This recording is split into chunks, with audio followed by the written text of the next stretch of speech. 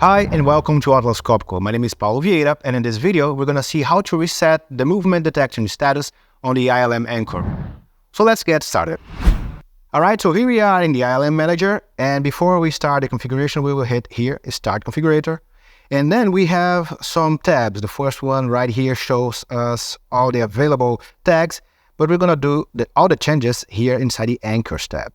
In this case, we're going to click Search Anchors, and then the system will show all the available anchors nearby. In this case, we just have one, and then I'm going to click here on Edit.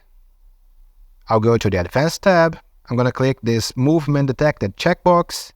I'm going to close the window, and then I'll click Upload Configurator. After that, the system will send the signal, and then the reset will be made, and then the anchor will be back to the original state. Alright, so this is how you can reset the movement detection status on the ILM anchor. I hope you found this video helpful, and if you have any questions, please reach out to your Atlas Copco representative.